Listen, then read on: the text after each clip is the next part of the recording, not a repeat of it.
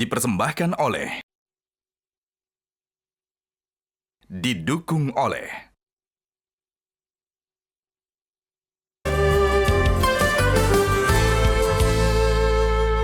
Ya, kita kembali lagi di spesial program Tahun Baru Islam bersama saya Husein Ja'far Al-Haddad dan ditemani oleh Mega.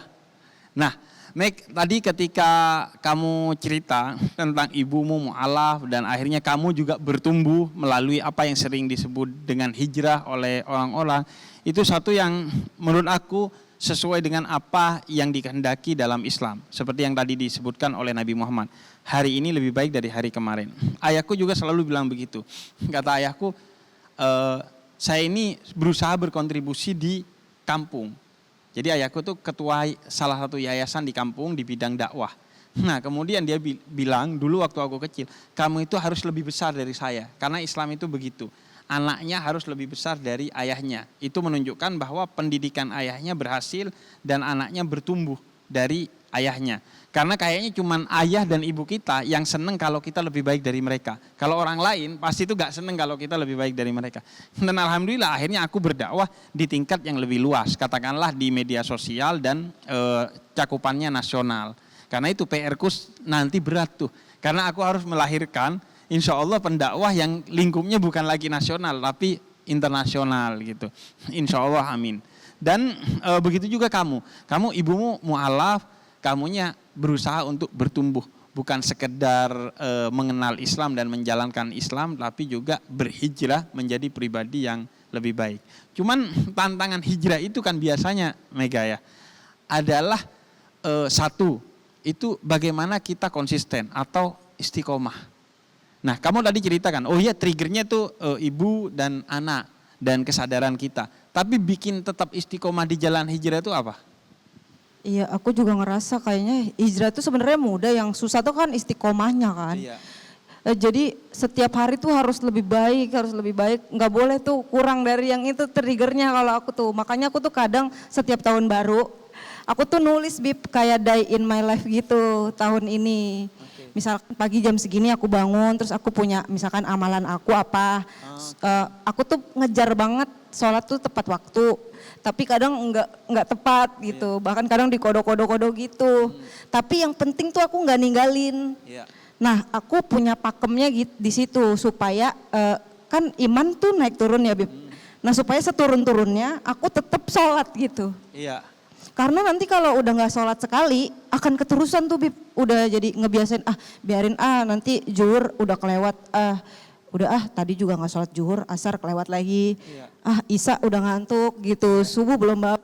Nanti keterusan tuh, kalau dibiasain ditinggalin. Makanya aku mudah-mudahan sesibuk-sibuknya, segimana-gimana, sholat tuh kayaknya walaupun udah mepet-mepet asar, udah dari zuhur mepet-mepet, yang penting masih sholat itu, Bib. Sehingga diminta dalam sholatnya supaya istiqomah. Jadi setiap sholat mintanya supaya dapat nikmat sholat. Jadi enggak balik lagi ke yang dulu gitu. Iya, kan emang itu tadi real banget ya. Kalau udah kita gak sholat duhur, itu enteng untuk ninggalin sholat asar. Iya kan? Karena ngerasa ya udahlah sekalian deh hari ini berantakan aja. Itu hal yang relate banget dengan aku dulu tuh. Dulu banget tapi. Jadi dulu tuh gitu, kalau kita kayak udah ninggalin setelah satu sholat, kita ngerasa hari kita udah buruk, hari itu ya udah hari ini persembahkan aja kepada Dajjal gitu ya, sekalian aja hari gitu. Baru yang lebih baik gitu ya. Betul. Dan karena itu sholat subuh itu menjadi penting, karena sholat subuh itu adalah tugas pertama dan utama kita sebagai seorang muslim. Yaitu ketika kita bangun, tugas pertamanya itu sholat, dan ketika kita bangun tugas utamanya itu adalah sholat itu sendiri, karena kita diciptakan untuk beribadah oleh Allah, wa ma khalaqtul jinna wal insa illa liya'budun. Nah, kalau pekerjaan pertama dan utama kita udah lolos, pasti hari itu menjadi hari yang buruk. Dan juga menjadi penting apa yang disampaikan oleh Mega tadi juga, karena selama orang masih sholat berarti dia masih online sama Allah. Artinya Allah masih ngurusin. Kalau enggak online, dia kenanya istidraj. Walaupun dia sukses, tapi kesuksesannya itu tidak ada keberkahan di dalamnya. Justru semakin sukses, semakin dia tersesat, karena dia sudah diistidraj oleh Allah, tidak mendapatkan perhatian dari Allah. Nah, sebelum kita ke audiens yang lain nih, yang pasti punya pengalaman dan pertanyaan seputar hijrah dan tahun baru Islam. Mega, itu kan juga salah satu tantangan ketika hijrah. So alim lu. Tato di mana-mana tapi sok-sokan lu sekarang. Lu gak kayak dulu, sekarang gak asik lu. Nah, itu gimana ngatasinnya? Kalau di tongkrongan gitu, kadang di tetangga atau di tempat teman-teman yang udah tahu kita dulunya kayak apa, terus tiba-tiba jadi berubah jadi bukan lu yang dulu gitu. Pasti ada tuh yang gitu-gitu, Bib. So alim lu, so ini lu, so calon penghuni surga lu gitu. Iya. Bu Haji lu apa. Tapi aku kayak aminin aja sih, Bib. Kayak misalkan dia katain, Bu Haji, amin biar bisa haji gitu. Terus so alim, ya udah lagi berusaha buat menjadi alim gitu, bukan disok-sokin alimin gitu. Tapi nggak jadi bikin aku, gue malu kalau sholat ada orang gitu. Gue males, nanti dikata-katain, enggak sih. Lebih ke ya udah emang itu konsekuensi orang yang tadinya nakal banget terus tiba-tiba berubah pengen jadi lebih baik, ya emang harus ada gitu-gitunya. Dan itu jadi buat rem supaya kita nggak ngerasa kita tuh paling baik dari orang lain. Karena kita berkaca nih, dulu tuh gue segini loh gitu.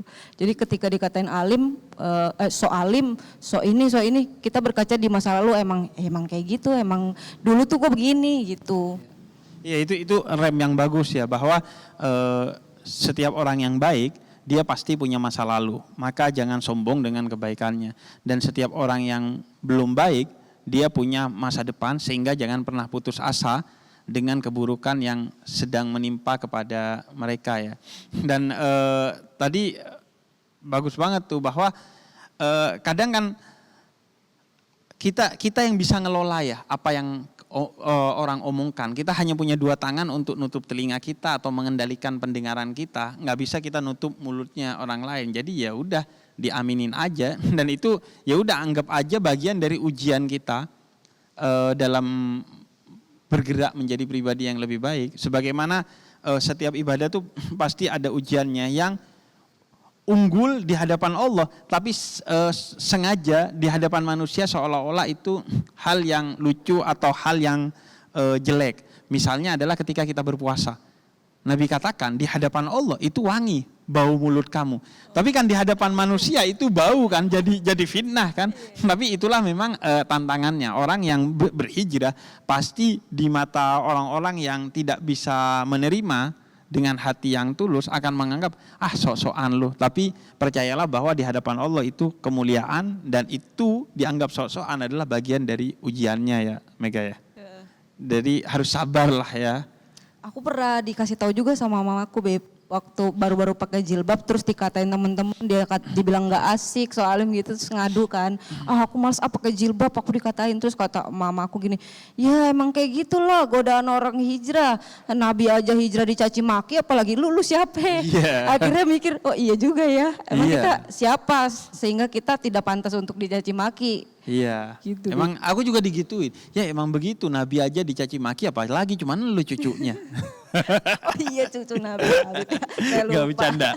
Oke, mungkin kita akan ke teman-teman yang hadir di sini yang mau bertanya. Ini ada soft cowok, ada soft cewek. Mungkin kita bagi ya. Ya silakan. Assalamualaikum warahmatullahi wabarakatuh. Sebelumnya perkenalkan, nama saya Sultan Zakaria. Saya dari UIN Syarif Hidayatullah Jakarta. Tadi saya mendengar dari cerita Kak Mega dan tambahan juga dari Habib Jafar itu mengenai tentang hijrah ya. Yang kami ketahui bahwa Habib Jafar ini pribadi yang dekat dengan pemuda yang cukup tersesat ya, pemuda tersesat. Yang pemuda yang mungkin seperti Kak Mega sebelumnya yang skeptis terhadap agama, yang kebetulan saya juga pernah berpikir seperti itu. Pertanyaannya ke Habib, bagaimana sih apa yang biasanya Habib katakan kepada pemuda tersesat ini? Apa yang biasanya Habib berikan kepada mereka? Sekian, terima kasih. Ya, sebenarnya yang diberikan adalah apa yang diberikan oleh Al-Quran kepada kita. Makanya aku selalu bilang ya, aku tuh tidak suka kalau ada orang yang ngefans kepada aku. Karena kenapa? Karena sebenarnya lu itu gak ngefans sama gua. Lu itu ngefans kepada apa yang gua sampaikan, yaitu ayat dan sabda dari Allah dan dari Nabi Muhammad gitu, bukan guanya. Karena itu kalau lu ngefans ke gua, seharusnya itu menumbuhkan minat lu untuk belajar Al-Quran dan belajar sabda-sabdanya Nabi Muhammad. Persis apa yang disampaikan aku ke pemuda tersesat adalah apa yang disampaikan Al-Quran, bahwa wahai kalian yang berlebih-lebihan dalam berlaku dosa, maka ampunan Allah itu jauh lebih besar, lebih luas dan lebih dalam dari dosa yang kamu lakukan. Kamu memiliki Tuhan yang inna rahmati taghlibu ghadabi. Pengampunannya jauh lebih besar dari kemurkaannya. Sehingga jangan pernah berputus asa atas rahmat dari Allah, atas ampunan dari Allah. Jadi yang terpenting dari kita itu, sesesat apapun kita, semaksiat apapun kita, seberandal apapun hidup kita, yang utama yang jangan sampai ketinggalan itu adalah harapan kepada Allah dan rasa takut kepada Allah. Begitu mungkin ya. Nah, oke, yang selanjutnya silahkan Mbaknya, nama dan dari mana? Oke Habib, sebelumnya terima kasih atas kesempatannya saya untuk bertanya. Perkenalkan, nama saya Akila, saya dari UIN Jakarta. Saya punya pertanyaan seputaran tentang hijrah juga. Habib, mungkin pertanyaannya juga bisa mewakilkan anak muda yang ingin hijrah ya. Pertanyaan dari saya, jika ada anak muda yang datang ke Habib lalu bertanya bahwa mereka ingin hijrah, tapi hidup mereka masih terlalu berantakan, apa jawaban yang akan Habib berikan kepada mereka? Itu saja. Oke, ini menarik sekali karena sesuatu yang real banget datang ke saya. Jadi biasanya orang yang pengen lebih baik itu biasanya ada triggernya kan ya. Karena itu aku selalu bilang, hidup itu tentang mencari titik. Titik untuk kita kembali kepada Allah, titik untuk kita hijrah dari titik yang buruk ke titik yang baik, dari yang titik yang baik ke titik yang lebih baik. Karena itu bahkan banyak orang kalau suruh menjelaskan kenapa kamu percaya bahwa Allah itu ada dan esa, mungkin nggak punya alasan kecuali alasan yang sifatnya personal, yaitu titik tadi. Jadi pernah aku itu jatuh dan Allah kemudian menolongku. Makanya aku yakin Allah itu ada. Kalau suruh jelasin secara filosofis Tuhan itu seperti apa, dia gak bisa jelasin. Kalau secara kosmologis nih bagaimana kamu menjelaskan, gak bisa. Aku taunya bahwa Tuhan pasti ada karena aku pernah ada di satu titik jatuh dan Tuhan menangkap aku dan Tuhan menyelamatkan aku. Karenanya Tuhan pasti ada. Seminimalnya adalah aku meyakininya bahwa dia ada. Jadi dan biasanya itu kemudian menjadi trigger untuk orang entah itu hijrah, entah itu melakukan kebaikan-kebaikan lainnya, titik-titik itu. Ya, mungkin itu pertanyaan-pertanyaan dari teman-teman di segmen ini. Kita akan lanjut di segmen selanjutnya di program spesial Tahun Baru Islam bersama saya.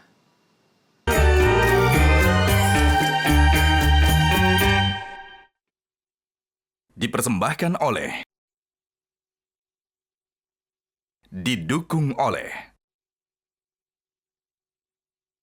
Jelajahi cara baru mendapatkan informasi. Download Metro TV Extend sekarang.